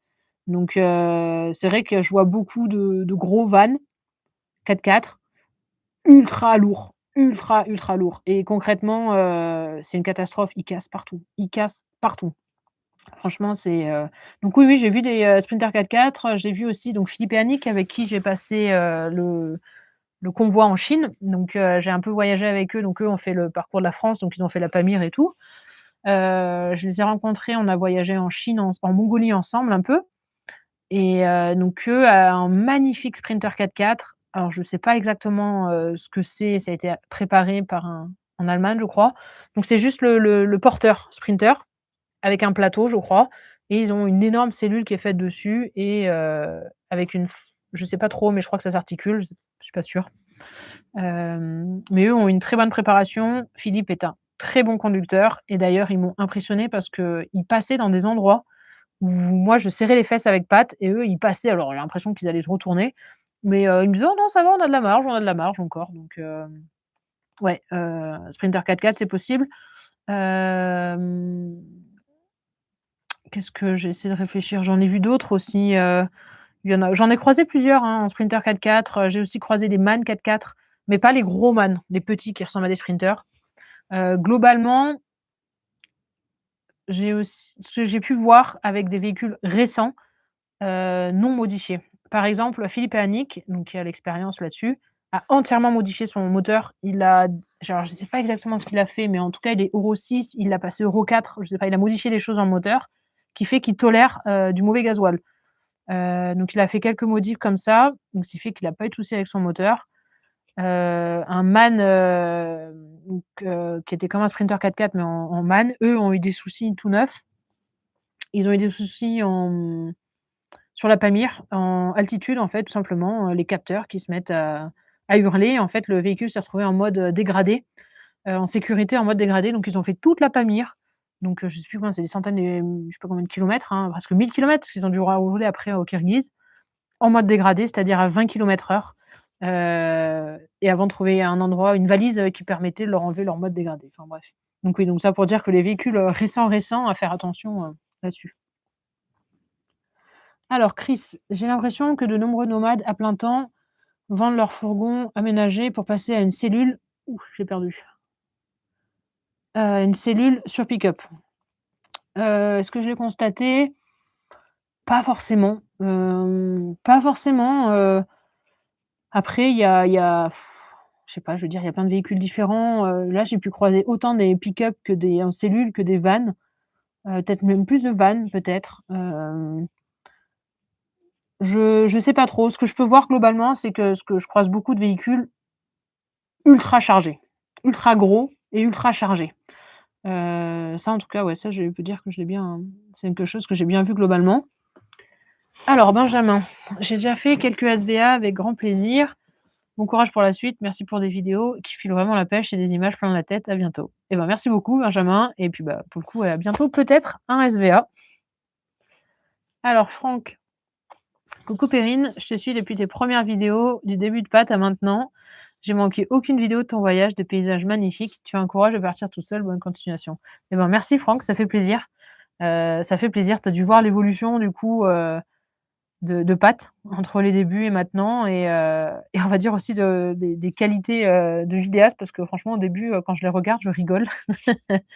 Donc ouais, il y a dû avoir une belle évolution. Les Pépitoy, hey coucou les copains, ça fait plaisir. Coucou, Arnaud, aussi ouais du Laos. Ah vous devez bien vous régaler, pour le coup là-bas. Ça fait plaisir, voir un petit message. Alors, les Bob Droners. Bien le bonjour et grosse gratouille à Nomade. Ouais et ben Nomade il est parti il dort encore, il dort de l'autre côté. Je lui passerai la gratouille et bien bonjour Bob Droner. Alors, Gilles, je focalise un peu, mais mes chiens ne sont jamais attachés quand on vadrouille avec le 4x4 et la cellule. J'ai regardé tes vidéos et celles d'autres voyageurs où tu apparais avec Nomade. Est-il compliqué de laisser les chiens libres ailleurs que dans la pampa? Non, alors, franchement, dans tous les pays où je suis allée, il y a aucun où j'ai vu des soucis avec le chien. Même en Chine où il y a l'image qui mange les chiens. Alors apparemment, d'ailleurs ça je l'ai demandé à des Chinois, c'est confirmé, le sud de la Chine, dans certains endroits, ils peuvent manger des chiens encore, mais c'est très rare. Ah, je suis en train de perdre une lampe. Vous allez voir, ouais, ça clignote, c'est la fin. C'est le plaisir de vivre dans une yourte, c'est que les batteries arrivent à sec.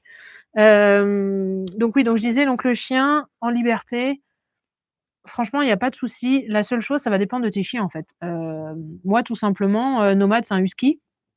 Un husky, ça reste un chien primitif qui descend du loup et qui a des bonnes envies de gambader et de chasse, de prédation. Donc il va pas être fugueur, parce que je pense qu'il sait même pas ce que c'est fuguer. Pour lui, en fait, le monde lui appartient. Donc il va partir, il va faire sa life, en fait, et puis, bah, il va revenir, quand il veut. Et il peut très bien chasser au fur et à mesure. Donc par exemple, là, je vois les animaux ici, les chevaux, les vaches, les moutons, surtout les moutons. Hem, En fait, ils sont habitués aux chiens ici, mais c'est des chiens, des bergers, en fait, donc les chiens sont gardiens, sont gentils avec eux. Ils ont en fait, les animaux ne sentent pas d'agressivité par les chiens et c'est vrai que, bah, moi, Nomade, il va être agressif avec eux et c'est comme ça que les on va dire les catastrophes peuvent arriver. Donc voilà, moi, Nomade est souvent attaché par question de sécurité si je peux pas le surveiller, ou s'il y a des choses autour. Après, quand on fait des balades, où on est dans la pampa et je sais qu'il y a pas de risque, je vais le détacher. Mais j'ai des amis qui ont, d'autres chiens qui vont pas avoir ce souci-là et du coup, les chiens vont être, détachés, sans problème. Alors Alice: «Génial vos vidéos, bonne continuation dans votre aventure, nous regardons vos vidéos avec plaisir». Eh ben, merci beaucoup Alice. Merci, ça fait plaisir d'avoir tous ces retours. Liberty Road: «Coucou Perrine, gros bisous d'Espagne à l'Andalousie». Eh ben, salut les copains, c'est pareil, fou, ça fait très, très longtemps. Ça fait longtemps, régalez-vous en Espagne, là ça doit être sympathique aussi. Ça manque un petit peu l'Espagne, hein. Alors, William: «Salut Perrine, en voyage, la question est quel est le bon rythme à avoir? Rouler beaucoup pour aller loin ou perdre son temps pour des rencontres plus profondes? Quel est ton bilan?» Alors ça c'est vraiment quelque chose de très compliqué. Là pour le coup, tu soulèves un sujet important, le rythme en voyage. Je me rends compte qu'on a tous des rythmes différents, qui vont varier, en fonction de notre planning, du budget, et des visions un peu qu'on peut avoir, du voyage, en fait. Hem, c'est très dur à trouver un rythme, surtout comme je disais encore, je reviens là-dessus par rapport à tout à l'heure, c'est les visas. Quand tu sais que tu as le droit de rester, moins d'1 mois, et que tu as des milliers de kilomètres à faire, par exemple, donc je reviens sur la Chine, 5 000 kilomètres à faire en 1 mois. Et ben, en fait, tu pas trop le choix. Tu pas trop le choix, faut que tu enchaînes les kilomètres. La Mongolie, c'est pareil, j'ai pu rester 1 mois et demi. J'ai f je sais pas combien de kilomètres, sûrement 5 000 kilomètres à peu près, peut-être un peu moins, que de piste, donc avec une moyenne de 20 kilomètres/heure, tu pas le choix. Faut rouler, beaucoup pour peu de kilomètres, et donc c'est un rythme très dur effectivement à trouver, parce que tu as envie de rester, déjà tu as envie de te reposer un petit peu. Tu as envie de rencontrer, des gens, tu as envie d'aller à la découverte, de passer du temps avec eux et en même temps, bah, il faut que tu roules et donc c'est vrai que c'est les rythmes, ça reste, très compliqué. Je pense que ça dépend des pays où tu es. et ça dépend aussi énormément si tu travailles ou pas en même temps. Je me rends compte que les autres voyageurs que j'ai pu voir, et qui ne travaillaient pas en même temps, donc que ça soit un travail sur les réseaux ou un travail à distance, ils profitaient beaucoup plus, ils prenaient plus leur temps, ils étaient plus c'était plus décontracté. Hem, Quand on travaille sur les réseaux, en parallèle, en fait, bah, quand je vais avoir un jour où je vais me poser et bah, du coup, je vais avoir tendance à travailler, sur les réseaux, en fait. Donc ça va me donner encore moins de temps pour aller voir, des rencontrer des gens, passer des moments, des choses comme ça. Donc ouais, ça, c'est un rythme, qui peut être compliqué et c'est aussi une raison pourquoi aussi je me suis posée ici pendant un mois, donc dans cette yourte au Kirghizistan. C'est aussi pour, bah, voir q poser un mois, comment ça se passe concrètement. Bon, j'avoue, qu'on croise pas trop de Kirghizes parce que vu que c'est l'hiver, ils restent chez eux au chaud, ils sortent pas trop et quand ils voient une yourte, en fait, bah, ils s'attendent pas à voir, des étrangers, donc en fait, ils viennent pas nous voir. Alors, Love Nomad Style, salut Perrine, coucou. C'est top de suivre ton périple depuis que tu es passée sur les rendez-vous nomades. Oui, oui, oui, oui, j'avoue, ça fait un petit moment maintenant, hein, ça doit bien faire, je sais pas, plus de peut-être 2 ans maintenant au moins. Ouais, c'était le tout début du voyage. J'étais pas partie encore. Alors, Bob Runner, heu, c'est dingue la durée de visa si courte, car au final tu profites pas. Oui, oui, oui, bah, c'est assez compliqué, franchement c'est un casse-tête. Par exemple, chaque pays va avoir ses lois. Sur le Kirghizistan, donc tu vas avoir, 2 mois dans la période des 4 mois. Donc tu le retrouves, parce que du coup, tu sors d'un pays, tu rentres dans l'autre, puis tu reviens, puis tu repars. Donc du coup, tu te retrouves à calculer, à regarder tous tes visas, combien de jours tu as passé et tout. Le Kazakhstan, c'est encore plus compliqué, c'est sur 4 mois ou 6 mois, je sais plus. Kazakhstan, c'est un pays clé en plus, parce que pour rentrer en Europe, faut passer par le Kazakhstan. Pour aller à l'est, faut passer au Kazakhstan. Donc c'est vrai que c'est assez compliqué, c'est assez court. Je sais que pour moi, un des endroits le Tadjikistan, ça a été le pays pour moi dans lequel c'était le plus court. 29 jours, je serais bien passée 2 fois. Cette, période-là, c'était vraiment assez fou. Ce pays mérite tellement plus. Mais c'est vrai que malheureusement, bah, on n'a pas le choix et j'ai des amis qui en ont fait les frais, qui se sont retrouvés avec une panne mécanique, donc qui sont restés hors visa du coup, hors délai de visa dans le pays et c'est une sacrée, sacrée galère à éviter à tout prix. Ça finit au tribunal et tout, hein, donc à faire gaffe, ouais. Alors Gilles, j'habite dans un village des Pyrénées et mes chiens connaissent les brebis, les vaches, les chevaux, c'est des borders. Avant que ta batterie coupe, un grand merci pour ce live et pour tes vidéos. Alors, la batterie de l'ordinateur va bien, c'est plus les lumières qui vont couper, avant. Donc oui, donc si tes chiens ont déjà l'habitude après comme je dis, tous les chiens vont être différents, je vois par exemple des chiens des bergers, donc du coup, ce qui va être berger allemand et tout, très souvent, c'est des chiens qui vont tourner autour, qui vont rester autour de leur véhicule et qui vont pas s'éloigner de leur maître. Donc souvent des chiens qui sont sans en liberté et qui a pas de souci. Donc effectivement, ça va vraiment dépendre de tes chiens. Mais à part si, le début du voyage, la Turquie, la Grèce, ouais, un peu moins la Grèce, Turquie et Géorgie.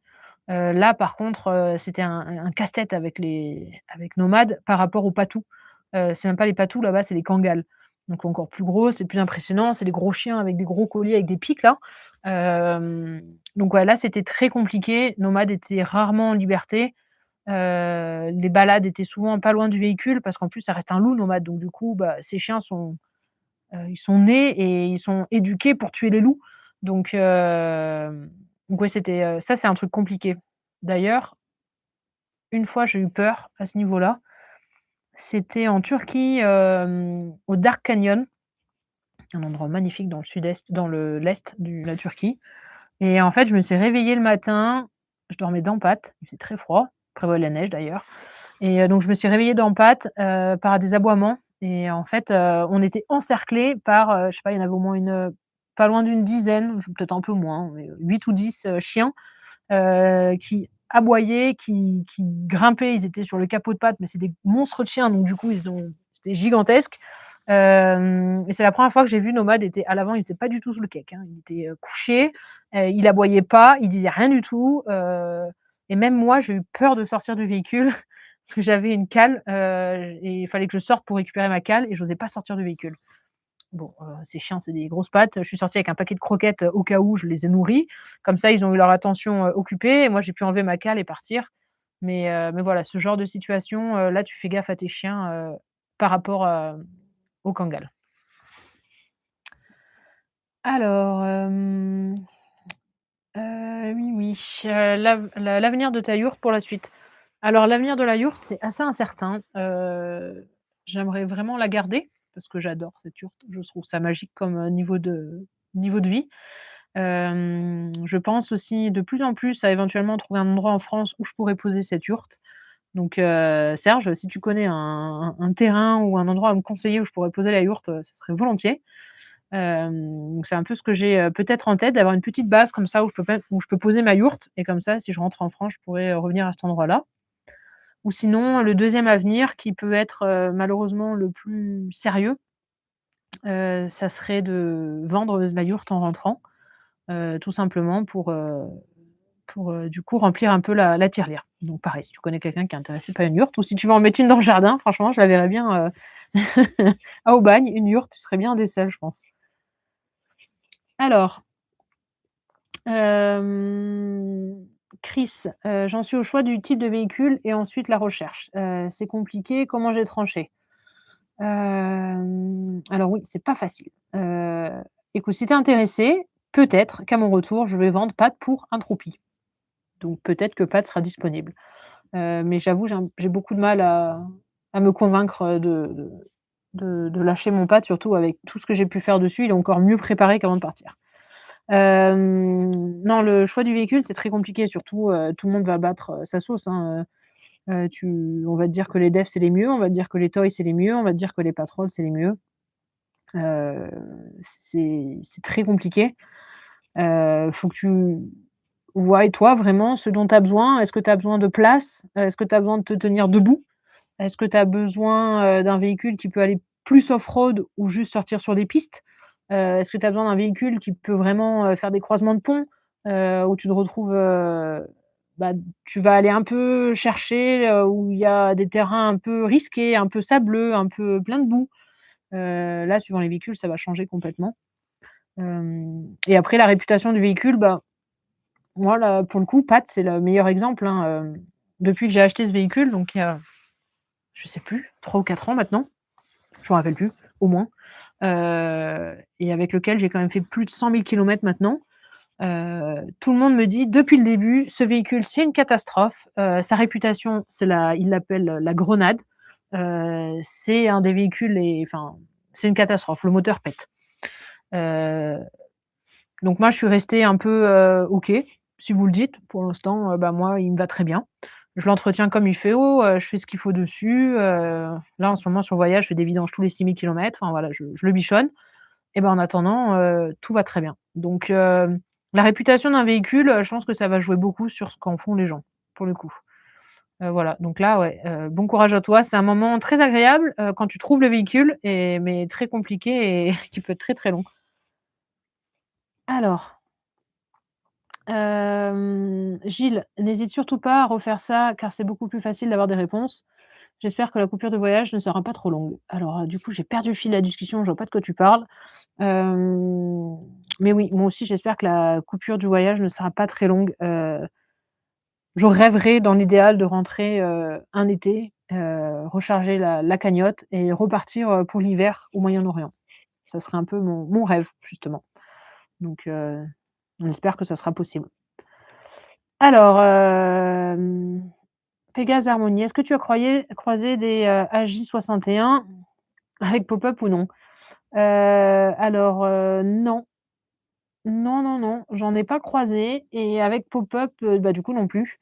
Non, j'en ai pas vu pendant le voyage, ouais. Alors, Grégory: «Salut Perrine, c'est un plaisir de te suivre depuis le début de ton périple. J'ai exactement le même pattern que toi et j'ai beaucoup appris en regardant tes vidéos, je suis fan». Eh ben, merci beaucoup, franchement ça fait plaisir. Ça fait plaisir pour le coup. J'essaie vraiment de partager beaucoup de cette préparation, ouais, et que ça aide, bah, j'aimerais bien, je comment dire?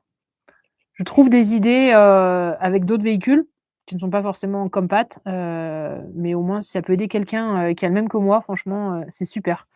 Je sais pas ce que tu as, si c'est le même que moi, le Pat, donc le de 2003, le 3 litres ou si c'est un autre, mais en tout cas, ouais, c'est, top. Alors, image photo. Bonjour Perrine, quel GPS utilises-tu le plus, au bout d'un an? Merci pour tes vidéos. Alors merci à toi. Le GPS, ça a été un truc un peu problématique au début. Au début, j'utilisais, mon iPhone.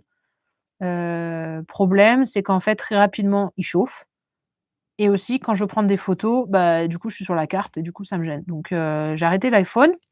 Je me suis servi après j'avais un ancien téléphone, que j'avais gardé en backup, donc je me suis servi de ce téléphone-là. Mais au final, c'est la galère parce qu'il avait jamais de réseau, enfin ça avait été, la galère et en Grèce non, en Géorgie. En Géorgie justement, j'ai, Equipread que je remercie, vraiment pour le coup, qui m'ont envoyé pour le coup, ils me soutiennent depuis le début de cette aventure. Ils sont très réactifs là-dessus et donc ils m'ont envoyé un GPS, donc c'est le Garmin Thread. Alors c'est un vieux, c'est pas le tout dernier, et ils m'ont surtout installé, toutes les cartes, du voyage, heu, ouais, tous les pays. Donc ça, en fait, ça me permet d'avoir, le GPS. Il y en a mode qui rêve. Ça permet du coup d'avoir un GPS, dans tous les pays, d'avoir des cartes, pistes surtout téléchargées et d'avoir mon téléphone, libre. Donc voilà, un Garmin Thread, j'utilise. Alors Bob Drummer, en sachant que tu es seul, as-tu des moments où tu as pris peur face aux gens? À part l'anecdote que j'ai racontée au Kazakhstan avec le la personne complètement bourrée, sinon, non, j'ai jamais pris peur. J'avoue, j'ai toujours une petite mais c'est une petite sûreté, on va dire, une petite méfiance qui va être, dans quand je vais rencontrer des gens, alors plus du coup par rapport aux hommes, et donc d'ailleurs ça a été assez compliqué au Tadjikistan, enfin compliqué, pas du tout, mais au Tadjikistan, c'est le pays où j'ai été le plus invitée. C'était impressionnant.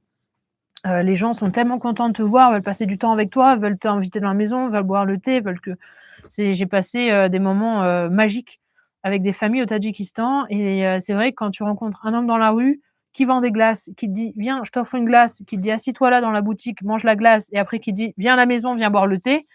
Sur le moment, je me dis: «Bon, mon gars, je vais pas quitter, je vais peut-être pas aller dans une maison avec toi toute seule», donc en général, j'essaye toujours de chercher en fait, est-ce que tu es marié? Est-ce que tu as des enfin, avec ta femme? J'essaie toujours de voir que c'est pas un petit guet-apens, on va dire et non, j'ai jamais eu de guet-apens justement, je touche du bois franchement, les gens ici sont vraiment d'une hospitalité et vraiment, adorables. Alors, chez moi la yourte, no problème. Bah, nickel, j'ai trouvé un endroit où la poser. Alors Pégase Harmonie, est-ce que tu as rajouté un isolant dans la Jens Baroud? Excuse-moi si tu en as déjà parlé. Alors j'ai plus la Jens Baroud, la Jens Baroud je l'ai changée, là j'utilise une autre tente de toit qui est Edge Overland, donc c'est une marque, roumaine. Donc c'est une tente en aluminium qui est un peu pas une copie, mais qui ressemble beaucoup à la Lucab, beaucoup moins chère, et qui d'ailleurs tient très bien depuis le début. Malheureusement, j'ai pas d'isolant, enfin je l'avais, mais je l'ai pas pris quand je suis partie de France parce que ça prenait de la place et je me suis dit: «J'en aurais pas besoin». Ça a été l'erreur, je l'ai vraiment regretté quand j'étais en Mongolie et en Chine, et là j'ai profité, d'un envoi pour justement, le récupérer cet isolant, donc je vais l'essayer, bientôt, mais j'espère que ça va changer quelque chose, c'est pas sûr. Alors Gilles, j'ai 1 600 m de jardin dans les Pyrénées, à voir pour ta yourte. Waouh! Bah, c'est top, franchement c'est top. C'est d'ailleurs, un de un des rêves un petit peu justement, ça serait comme je disais tout à l'heure, éventuellement trouver un terrain et pour poser une yourte, un terrain, perdu dans les bois, ça serait vraiment mon rêve et les Pyrénées, ça serait une zone qui me plairait beaucoup. Écoute, je note, Gilles, si tu veux m'envoyer un petit message là-dessus, ça serait volontiers. Alors Chris, si tu le vends, je serai intéressée et je pense que nous serons nombreux. C'est possible, j'avoue c'est possible, comme je dis, avec, toutes les upgrades qui ont été faits, avant le départ et pendant le voyage, et pour le coup, je pense que Gros Pat, il commence à être, un bon baroudeur. Bah, écoute pareil, hésite pas à m'envoyer un message, à côté, on pourra en discuter. Alors Patrick, as-tu une estimation mensuelle du coût de ton voyage? Alors, oui la question tout à l'heure j'ai répondu. Du coup, je vais peut-être faire plus bref si tu veux regarder dans le replay. Par contre, je sais pas à quel endroit à quel moment du live c'est. Mais, c'est compliqué de dire en fonction des pays, par rapport au prix du carburant, qui peut aller de 50 centimes à 1,70 €, je sais pas combien c'est en France en ce moment. Ça va dépendre des visas, s'il faut en prendre, le prix. Ça va dépendre, s'il faut des guides, s'il faut des convois comme en Chine. Donc, il y a certains pays qui ont explosé et d'autres où je pouvais être une moyenne à 800 €. Donc, c'est vraiment aléatoire, en fonction des pays et en fonction aussi de ta façon de voyager. Je connais des gens qui voyagent avec beaucoup moins, qui cuisinaient que dans leur véhicule, qui faisaient très peu de choses, qui étaient très simples et tout, avec des véhicules qui consommaient rien du tout. Et je connais d'autres qui ont des gros véhicules, qui consomment énormément, qui allent au restaurant tous les jours. Bon, j'avoue, hein, c'est pas dans les pays ici où ça coûte très, très cher, hein. On peut manger en général pour même pas 2 3 €. Mais mais voilà, ça va dépendre un peu de chacun, notre organisation, qu'on peut avoir, ouais. Alors, hop et oh bah, dis donc, j'arrive à la fin des questions. Ça y est, j'ai plus beaucoup de questions. En même temps, je crois que ça fait quand même, 1 h 20 que le live dure, ça je vais pas tarder à arrêter. J'arrive à la fin des questions, donc si vous avez des dernières questions, allez-y. Alors Gilles, tu peux peut-être la louer car c'est un endroit assez touristique et avoir accès quand je n'y suis pas, le terrain est clôturé. Je vais être chez moi pendant plusieurs mois. Alors, eh beh, écoute Gilles, envoie-moi un message, pareil, envoie-moi un petit message à côté, et on parle de ça, volontiers. Image photo qui me dit: «Le poids du véhicule est à surveiller. Combien pèse ton pack? Est-ce qu'il dépasse, ce qui est autorisé?» Alors, ce qu'il y a à savoir, c'est que les autorisations qu'on peut avoir en France, ne sont plus du tout les mêmes, une fois qu'on quitte la France. Par exemple, le contrôle technique n'est valable qu'en France et n'est plus valable ailleurs. Donc ça, c'est un truc qu'il faut que je refasse en rentrant d'ailleurs. Alors pâtes, oui, j'ai fait des vidéos là-dessus, j'en ai aussi parlé du poids, c'est quelque chose qui me tenait à cœur avant de partir, je voulais absolument que ce soit dans les clous. Donc je sais qu'avant de partir, tout plein fait, plein de gasoil, plein d'eau, chargé avec moi et Nomade, on était alors je crois qu'on était à 3 tonnes, je sais plus, 3 tonnes 3, 3 tonnes 4, je sais plus combien on était. Mais du coup, on rentrait pile poil dans les clous. Hem, je j'ai pas pu le repeser depuis, mais je pense qu'on est plus léger maintenant. Je pense qu'on est plus léger parce que je me suis vraiment débarrassée de plein de choses. Heu, j'ai changé, heu, j'ai changé des pièces, du coup, par d'autres pièces, plus légères. Par exemple, tout simplement le réservoir de gasoil qui est en d'origine, je l'ai remplacé par un réservoir en aluminium. Heu, bon, il est peut-être un peu plus grand, donc peut-être un peu plus lourd, mais au final, oui, j'ai changé plusieurs choses. Je pense que je suis plus légère qu'avant de partir maintenant et surtout que j'ai refait beaucoup de choses qu'il y avait dans les coffres, de toi. Alors, Nomade ne répond pas aux questions, non. Nomade, il est en train de je pense qu'il court derrière un mouton, possiblement. Ah, je l'ai réveillé. Hello Mikado, merci beaucoup Perrine, bravo pour ce premier live. On reprend la route. Et bah, bonne route à vous et merci, merci d'avoir été là. Enfin franchement c'est cool. C'est cool d'avoir, du coup des amis qui viennent aussi, et qui partagent aussi ce live. Ça fait plaisir. Alors voilà, tu étais là. Je te remercie pour tes partages et pour ce live. Très bonne idée. Merci. D'ailleurs, c'est quelque chose, je rebondis là-dessus, donc c'est la première fois que je le fais, donc c'est pour fêter les 1 an de ce voyage. Est-ce que c'est quelque chose qui vous intéresse, qui peut intéresser? Je crois que j'ai posé un petit sondage d'ailleurs, pour voir si c'est quelque chose à refaire un peu plus régulièrement, ou pas. Si vous pouvez vite me marquer, oui, non, ça pourrait me donner une petite idée. Alors, Frédéric, bonjour. Est-ce qu'on trouve plus de gasoil que d'essence à l'étranger? Alors, ça va dépendre des pays, mais clairement ici en Asie centrale, oui. Parce que, les voitures marchent quasiment toutes au GPL ou à l'essence. Heu, les voitures au gasoil sont très rares, c'est les camions qui fonctionnent au gasoil, donc c'est pour ça que le gasoil est de mauvaise qualité et c'est pour ça que, par exemple, au Tadjikistan, c'est très compliqué, dans certains endroits de trouver du gasoil parce que tout simplement, tu vas avoir des jerrycans en bord de route avec un entonnoir et yallah quoi, tu fais le plein comme ça. Donc dans certaines zones, il faut vraiment que tu aies, des jerrycans. En Mongolie, dans certaines zones aussi, quand tu quittes vraiment, tu vas dans la pampa, sur les pistes, des fois, tu vas trouver des stations, donc tu es content, sauf qu'il va y avoir de l'essence. Il y aura pas de gasoil. Donc pareil, ça vaut le coup d'avoir un, des jerrycans ou sinon un réservoir, additionnel ou longue portée du coup comme je peux avoir. Alors j'ai perdu le fil. OK pour le message. Ma devise: «Vis tes rêves, ne rêve pas ta vie». Je suis complètement d'accord avec toi. C'est une devise aussi, qui m'a motivé mon départ, on va dire surtout. Mimi Cierge, très intéressant, le mot est faible. Bonne suite et nous continuerons à te suivre au plus près, un régal sur tous les supports, y compris papier 4x4 Mondial. Exactement, c'est vrai qu'il y a aussi le magazine Mondial 4x4, ouais. Hop là, il y a Nomade qui vient peut-être nous faire un petit coucou? Non? Tu viens Nomade? Non, il vient pas. Chris, merci d'avoir pris le temps de répondre à toutes mes questions. Bah, écoute, c'est avec plaisir. Si tu en as d'autres, n'hésite pas. Comme je disais, je referai peut-être un autre live plus tard. Pégase Harmonie, du coup, tu n'as pas de deuxième réservoir pour le poids. Tu n'as jamais été en galère de gasoil sur les longues distances. Alors si, si, j'en ai parlé, notamment, donc ça, je l'ai fait en Kazakhstan, à Junk Garage. C'est là où j'ai fait la grosse préparation de pâtes, une grosse modification.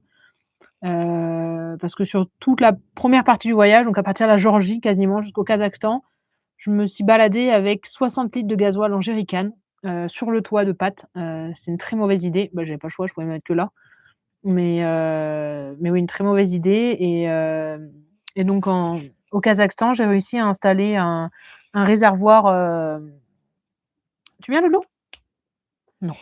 J'ai réussi à installer donc un réservoir, beaucoup plus gros, donc je suis passée de 90 litres à 150 litres. Donc ça me change complètement la portée et j'ai plus besoin des jerrycans maintenant. Chris, n'hésite pas à refaire des lives. Top alors, je vais voir pour en refaire.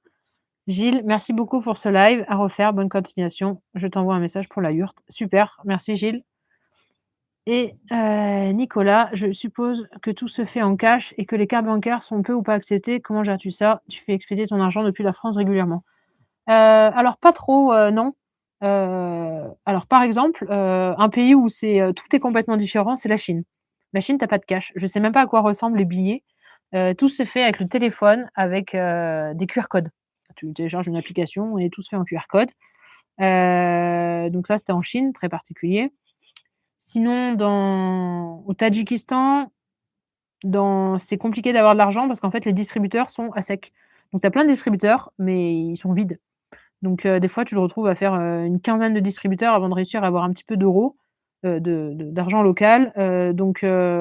Dans certains pays, c'est bien d'avoir des euros ou des dollars. Ça va dépendre, hein, lequel ils vont préférer. Dans certains pays, préférer le dollar ou vice versa.